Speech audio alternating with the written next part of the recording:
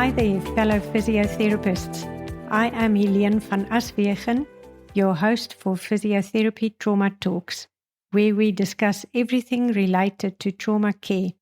So if you are passionate to learn more about physiotherapy in the field of trauma to ensure that you provide the best possible care for your patients, then this is the right podcast series for you.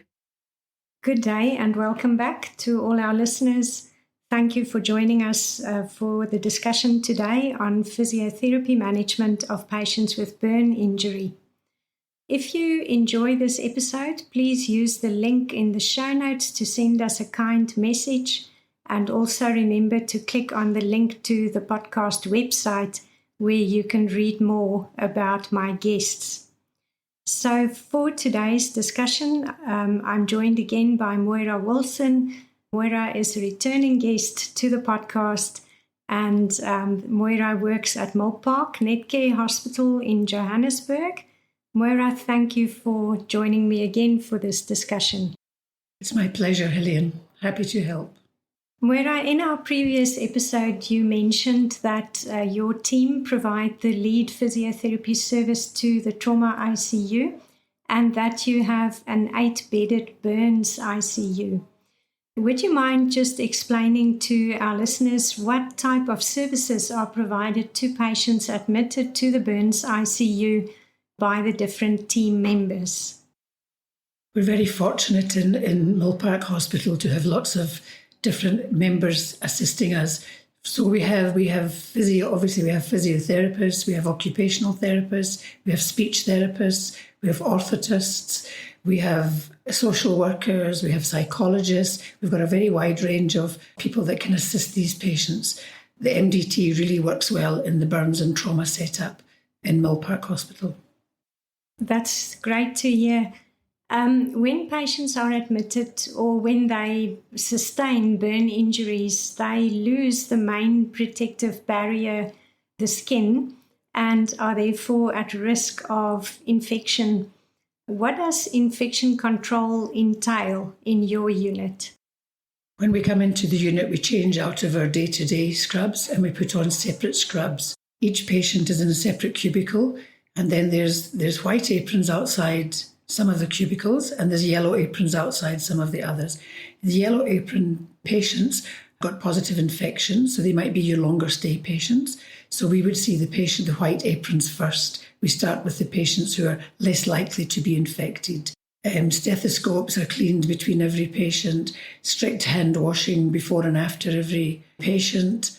Once you're in that cubicle with your apron and your gloves, you don't come back out. If you need to come back out, you take your gloves off, you leave your stethoscope, your apron comes off, and then you go out if need be. So very, very strict. Bare below elbow, nothing, no artificial nails, jewellery, nothing below your elbow. So despite the fact that it's such strict infection control, I'm sure that you managed to contain the spread of infection quite well in the unit. In your experience, what type of causes are there to patients sustaining burn injuries and being admitted specifically into your unit, and how seriously injured are these patients? It's a mixture of hot water burns, I would say, and a lot of industrial burns, electrical burns. So we basically have a lot of patients coming in from all over the place with severe electrical burns, all the way up to 75, 80% full thickness burns, yes, to hot water burns. I would say that's the two most common injuries that we see in Milpark burns. Okay. I remember we did a research project in your unit that was published in 2022, a retrospective record review in which we did find that majority of the patients admitted were males and in their mid to late 30s, and they had around 31 to 32% burns, but the range of that was also much higher compared to, which is similar to what you just said, that some of them may have up to 75% body surface area involvement.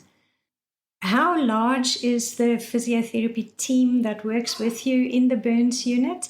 And could you maybe just explain in the acute phase of the patient's admission, what is your priorities of care for these patients? So usually there's 2 physios in the burns unit. There's a senior physio, which would be myself, and one of the more junior physios. There's always 2 of us in the burns unit.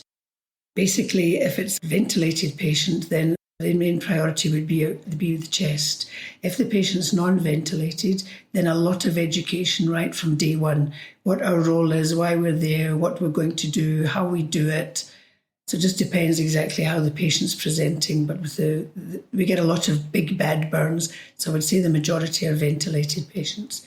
So then we would start with them, get consent, obviously, take a sputum sample as a baseline, and then chest physio to clear the chest and improve the oxygenation, and then passive movements to the limbs and turning and positioning and keeping the patient as well as possible. Would your management be any different if the patient had inhalation injuries? Is there any difference in your approach to the patient with inhalation burns versus those that you're just trying to prevent the onset of complications? Well, usually with the inhalation burns, they tend to have a lot more secretions compared to just a large burn that was ventilated. So your inhalation ones would have more secretions, especially after around the 2nd or the 3rd day, when you start to get sloughing of the epithelial layer, and then they really become very, very productive. So I would say they're more productive than the other type, yeah. So are there specific physiotherapy treatment interventions for the chest that you tend to use more than others? We use a wide gamut of techniques depending if they've got wounds over their chest, burn wounds over their chest. It's not very comfortable to be doing like hands-on stuff. So then we would use MHI just to get some increased tidal volume. It depends. Each patient's assessed on their own merits, and we decide. But we'll use a wide gamut of physio techniques at our disposal. So MHI meaning manual hyperinflation, yes. or ambu-bagging, as we used to call it many years ago. Correct. Yeah, okay. And then when would you start consulting with an orthotist to get splints made for the patients? When does that start? We generally start from day one, because we found out in years gone past that the resting position of a person's foot is in plantar flexion. So we get resting foot splints basically day 1 or day 2, even if the legs are not burnt. If it's going to be a longish term patient, then we get those legs up into dorsiflexion, so that when it's time to start mobilising the patient, then the TAs are nicely stretched and there's not a problem. Because we've had some cases way in the beginning where we get them up and they're a bit on their tippy toes. So we've learned very, very early on to get those, even with passive movements. The best is passive movements plus the resting foot splints. So for the patient in your unit that is more sedated and not able to cooperate much, your physiotherapy approach would be more therapist-driven regarding the chest therapy and also management of joint range of motion through passive movements and things. When the patients are a little bit more awake and able to start cooperating, how does your approach to patient care change? When the patients are still ventilated, we find positioning quite important. So if there's anterior neck burns, we don't let the pillows be in the patient's neck. We do it 2 hours off on the flat on the bed. And then the nurses don't particularly like patients not to have a pillow, but we explain to them we need that stretch on the anterior neck. And we position the arms even in the ventilated patients, because often supination is the first movement we found that goes. So, and often the position is pronated on the bed, so we often take them up into a supination. Once the patients are more able to cooperate, then we're more active. We do quite a lot of combined movements. So we would do elbow extension, wrist extension, finger extension, stretching the web, stretching the thumbs. So it's a much more active. But positioning is extremely important, even from day one. Yeah, no, and I think as the skin starts to repair itself from the burn injury, there's a huge risk of stiffness that develops. Are there any specific stretching exercises that you teach your patients I know that in our book you referred to the big five, or would you mind to just elaborate on that a little bit? We find with patients, if you give them too many exercises, they get them all mixed up. So we stick to a few, which would be like the hallelujah stretch, get them up into full flexion of the shoulder. And then the prayer stretch is quite important to get wrist extension. You have to get wrist extension, finger extension, and thumb. You can get thumb abduction at the same time as that. So we use the prayer stretch quite a lot. And then, like I said, supination we find is the first movement to go. We're not really quite sure why, but we push active supination. But lots of combination type movements are important. We use the wall quite a bit. We make them climb the wall. We put them in abduction and then we turn away from them to get the pecs stretched and the elbows stretched, the wrist stretched, fingers stretched, to stretch the web spaces as well. Do you find that in patients who have had burns to the lower extremities, that they need walking aids when you start getting them up and moving out of bed? And what type of walking aids would you use? Yeah, generally they do. Obviously we start sitting them on the edge as soon as we can and up into standing. We've got a pulpit walker that we use quite a bit. If it's a big patient or the patient's particularly been in for a long time and deconditioned, we would use the pulpit walker. Where we put them on the pulpit walker, then the physios are free to control the knees and the hips and things like that. And then we move them very quickly on from pulpit down to rollator, normal walker, crutches and off. So we push them through quite quickly. Yeah. And do you involve strength training in these patients? Would you mind just elaborating on that a little bit? We start strength training while they're in bed. We often use water bottles just for a bit of a weight, and we make them do that as part of the routine. We do that quite a lot as well. Okay. Because they lose a lot of muscle bulk as well, these patients. They become very weak. Are you restricted at all with regards to the type of equipment that you can bring into the burns unit to facilitate rehabilitation with the patients? No. Things like TheraBands, for instance? No, we're not restricted. Obviously, the TheraBand would be single use. So you would give that patient his TheraBand. You wouldn't be passing it around all the other patients. We can take in what we like. And then as long as we wipe it down when we're finished. I was using a broom handle the other day for the patient to get full flexion elevation of the shoulder. No, we're not restricted. Yeah. Okay. Right. During the patient's journey, they obviously need a lot of attention with regards to wound care.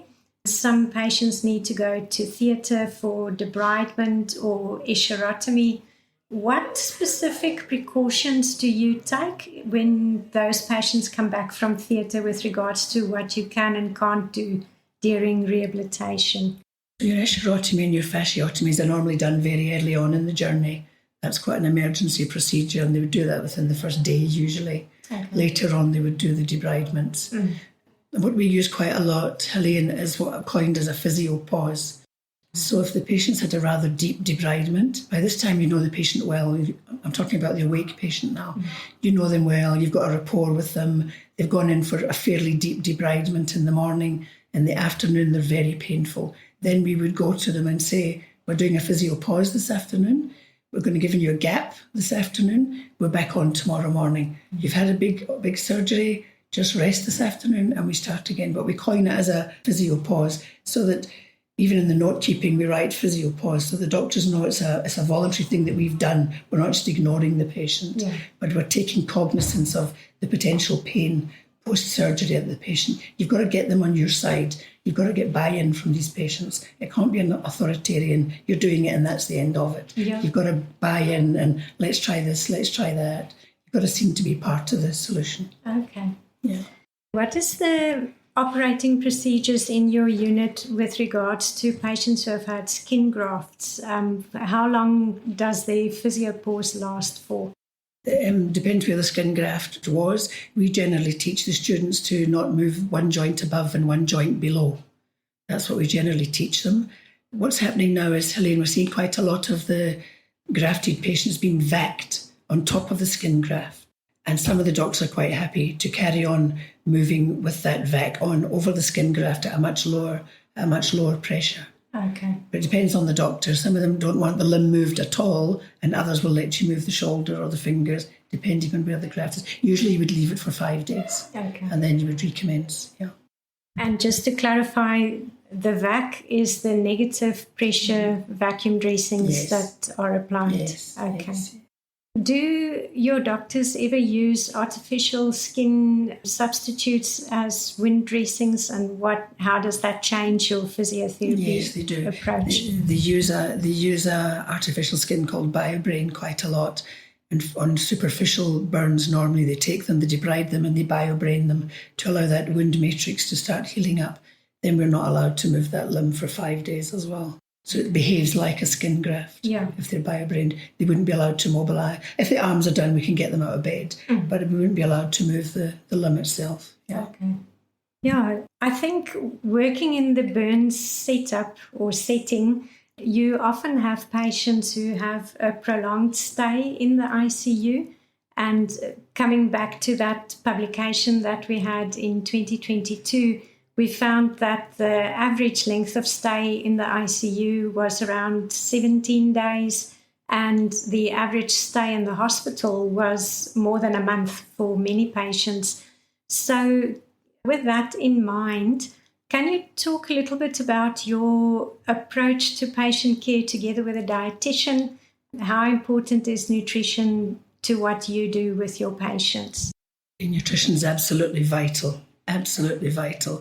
When we see the patient ourselves, we obviously check all the bloods and we can see if the sodium's low or whatever's wrong, or we can see what's happening with the patient. But we do, after we've had a session of physio with the patients, we will give them one of their fresh green drinks or something, because they say that's the best uptake, is after they've done some strength training, to give them one of their shakes. Yes. So we do that with the patients, yes. Okay. Yeah. So in your experience working in the burns ICU, what type of complications are the most common that you would see in your patient population? Mainly, I would say the ventilated patients, maybe a bit of atelectasis at times. Further on down the line, some contractures, I would say. So obviously we try our hardest not to let contractures develop. So we'd put the patients through, even sometimes going to theatre with the patients and putting the patients through a full range. If it's a child or if it's someone that we're really struggling with, that's battling a bit to cope with the physio, then we would go into theatre with them and put the limb through a full range, and the doctors are quite happy about that. Okay, yeah. I suppose the atelectasis is something that you could manage quite well with ambivagging as part of your patient approach if they're still intubated, and out of bed mobilisation for those that are spontaneously breathing. Yeah. Yeah. We move them out very quickly on the edge of the bed into the lazy boy, walking. Yeah, we move them very, very quickly. We've even got an outside area that we're able to get them outside, which is quite nice. And we take them out there for some fresh air. And there's some ramps there and there's steps. And so it just adds variety to the treatment, rather than being in the hospital and you're kind of limited equipment-wise. Yeah. So we use the outside area quite a lot. Okay. I suppose one main predictor of patient outcome is the patient's willingness to participate in rehabilitation. You mentioned earlier in the discussion that you take time to explain to them from early on what your role as the physiotherapist is and why you need to do certain things to help them to have a better outcome. And we know that pain is quite a large complication of burn injury. Is there any education that you do with the patients regarding pain management strategies that they could use? We use quite a multimodal approach, because the burn patients have got background pain and then they've got procedural pain as well. So they've always got a bit of pain, and then when the nurses come along and do the dressings, or the physio comes along and wants to do a physio, the pain increases. So we would either I personally don't like them to have something for pain before I start. I prefer to do the physio and then say, if you need something afterwards, we'll get the nurse to give you something. Yeah. But just to be cognizant that it is a very painful thing. Yeah. And just to be on their side, Helene, and we're in this together and we're going to get you through. And yes, I know it's a wee bit tight, but let's just try and push a wee bit. Yeah. Okay. What about advice regarding skin care? especially when things have started to heal and they're about to go home? What advice do you give them? We start that once they're awake and talking. We talk about sun care. We talk about using factor 50 sunblock, stay out of the sun. We teach them to look out for the 3 R's, like hypertrophic scarring, because it sometimes comes as long as 1 year, 18 months after the actual burn. So we tell them, look out for the 3 R's, the red, ropiness, raised scar, and that needs to be, you need to get back to the doctor to keep an eye on that if it starts to come. So, yeah, and basically just to keep the long sleeves, long pants, stay out the sun, bathing every day, not rubbing hard, because they do sometimes blister for a bit, afterwards when the skin is still quite friable. So we warn them not to scrub themselves, just pet themselves dry. But we start that talking very early on, so that they're wearing hats when they're outside. We start that once they're awake and cognizant, I just want to come back a little bit to the dynamics of your patient population. I remember in that retrospective record review we saw that many patients had burn injuries due to hot water into the face, on the neck and the upper limbs. And I was wondering if you can maybe just share with our listeners what rehabilitation you do with regards to the face. The face is very important. I think sometimes, Helene, it's overlooked. So that the neck and the face kind of together, the neck has, especially the anterior structures of the neck, they contract quite easily. So we did speak earlier about that we keep the pillow out and we put the patients through, even when they're ventilated, we put them through a full range of neck movements. And then we also make sure their eyes close. We open their mouths to try and prevent microstomia on the edges of their mouth. When they're awake, we let them chew chewing gum so they get that movement. We do facial exercises, even put our fingers in their mouth and work the mouth that way, if need be, and make sure the eyelids are closing and open. And the face is very much part of it, because that's your face to the world. Yes, yeah. And I suppose the closing of the eyelids is so important for the health of the eyes and maintaining optimal vision, and the stretches of the mouth to allow them to be able to open and close adequately to eat. We use those spatulas. If the mouth is battling to get a little bit open, we would tape some spatulas together and make the patient do self-stretching with the spatula to open the teeth. The eyes you can tape closed as well if you're battling to get full eye closure. Yeah, and then the last reference to the study we did together, we found that by the time patients are discharged home, many of them still haven't regained optimal joint range of motion in the affected areas. Most of them had fair muscle strength, not good muscle strength. And although most of them were independent with their activities of daily living and mobilisation, only a third of them were able to climb stairs easily. Is there any type of post-discharge physiotherapy follow-up that you provide to these patients? A lot of our patients come from far and wide, so we don't have a lot of patients coming back for check-up. We do try and get them an outpatient appointment wherever they are and just do a note just to tell the physio. We do stairs on every single trauma and burns patient when they're in Mill Park before they leave. But obviously they do need to keep themselves active and push a little bit cardiovascularly. Okay. Yeah, because Mill Park Hospital is a level 1 trauma centre, so your catchment area for patients is quite broad. It's very broad. Oftentimes international as well. International burns, international burns. Yeah. Moira, are there any last thoughts that you would like to share with our listeners, particularly the junior physios that may not be so experienced in the field of burn care? I had a patient the other day whose elbow flexion was quite limited, and we were kind of stuck. We were kind of stuck on like 90 degrees, and I gave her my pen and I said to her, close your eyes, take that pen to your mouth. That's all I want you to do. Take the pen to your mouth, but close your eyes. We find if we give them something to work towards, they can do it. If you just say, take your thumb to your mouth, it seems like they can't do it. But if you say, take that pen or the fork, it seems that it seems much easier, but with their eyes closed as well. Okay, so guided exercise. Guided exercise, Or even like marks on the wall, Helene. If we're struggling with elbow, shoulder elevation. We'll put a tape on the wall and say, right, we're dating it. By next week, we want you a little bit higher, and use that visual reinforcement for them. It seems to work well, rather than just stand and say, lift your arm up. Okay.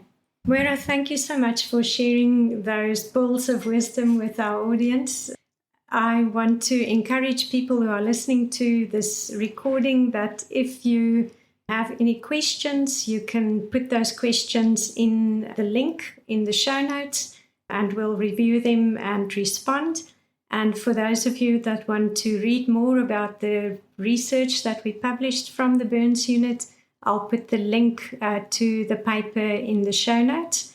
And of course, there's the link to the book that we wrote and that Moira was a co-author for, regarding physiotherapy management of patients with burn injuries. So thank you for listening, and we hope to see you again soon. Moira, thank you. Thank you, Helene. Thank you.